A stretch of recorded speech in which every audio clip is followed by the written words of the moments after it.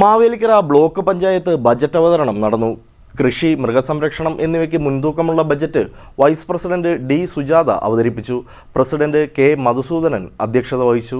കൃഷിക്കും മൃഗസംരക്ഷണത്തിനും പ്രാധാന്യം നൽകി മാവേലിക്കര ബ്ലോക്ക് പഞ്ചായത്ത് ബജറ്റ് അവതരിപ്പിച്ചു.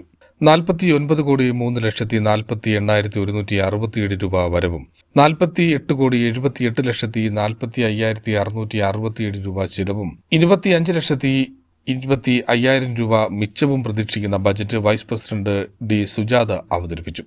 മാവേലിക്കര ബ്ലോക്ക് പഞ്ചായത്തിന്റെ പരിധിയിൽ വരുന്ന ഗ്രാമപഞ്ചായത്തുകളിൽ കാർഷിക വികസനത്തിനും ഊന്നൽ നൽകാറുണ്ടെങ്കിലും ചെറുകിട വ്യവസായങ്ങൾ ഉയർന്നു വരേണ്ടതുണ്ട്. തഴക്കര പഞ്ചായത്തിൽ വ്യവസായ സ്കൂളിന്റെ കീഴിൽ സ്ഥിതി ചെയ്യുന്ന ഇൻഡസ്ട്രിയൽ എസ്റ്റേറ്റ് സമാനമായി അതുപോലെ മികവുറ്റ ഒരു ഇൻഡസ്ട്രിയൽ പാർക്ക് നമുക്ക് ഉണ്ടാവേണ്ടതുണ്ട്. അതിനാവശ്യമായ പദ്ധതികൾ നടപ്പാക്കാൻ നാം ശ്രമിക്കേണ്ടതുണ്ട്. Block panchayat president K Madhusoodanan അധ്യക്ഷത വഹിച്ചു. ബജറ്റ് പ്രസിഡന്റ് പ്രകാശിപ്പിച്ചു. പഞ്ചായത്തുകളുടെ പങ്കാളിത്തത്തോടെ മിനി വ്യവസായ പാർക്ക് ബ്ലോക്ക് പഞ്ചായത്തിന്റെ സ്വപ്ന പദ്ധതിയാണ്. മികച്ച കമ്പനികളുടെ സ്റ്റാർട്ടപ്പുകളടക്കം 100ഓളം ചെറുതും വലുതുമായ കമ്പനികൾ ഒരു കുടക്കീഴിൽ കൊണ്ടുവരുന്ന ഒരു വർഷം 100 കണക്കിന് തൊഴിലുകൾ സൃഷ്ടിക്കുന്ന പദ്ധതിയുടെ പ്രാരംഭ പ്രവർത്തനങ്ങൾക്കായി 10 ലക്ഷം രൂപയാണ് വകയിരുത്തിയത്. വരുന്ന സാമ്പത്തിക വർഷം ബ്ലോക്ക് പഞ്ചായത്ത് ലക്ഷ്യമിടുന്ന പദ്ധതികളായ ക്ഷീരധാരയ്ക്ക് 10 ലക്ഷവും സ്മാർട്ട് ഫാമിംഗിന് 25 ലക്ഷവും നൈപുണ്യ വികസന പരിശീലനത്തിന് 5 ലക്ഷവും ബാലവയോജന സൗഹൃദ ബ്ലോക്കിന് 5 ലക്ഷവും വയോജനങ്ങളുടെ ഹാപ്പിനെസ് ക്ലബ് ടൂർ പാക്കേജ് എന്നിവയ്ക്കായി 5 ലക്ഷവും വകയിരുത്തി.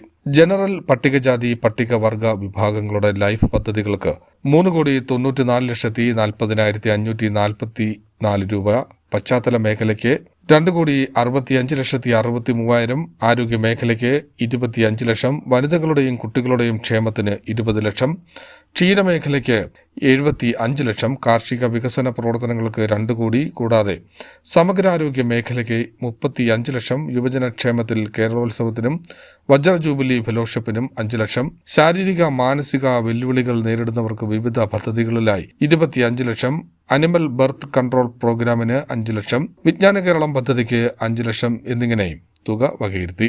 വൃക്ക രോഗികൾക്ക് ഡയാലിസിസ് കിറ്റും പഞ്ചായത്തുകളിലേക്ക് ഓക്സിജൻ കോൺസെൻട്രേറ്ററും വാങ്ങി നൽകുന്നതിന് സാമ്പത്തിക സഹായം നൽകും.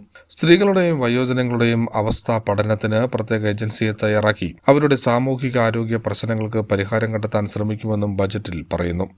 സാധാരണയായി നടന്നുവന്നുകൊണ്ടിരിക്കുന്ന പദ്ധതികളും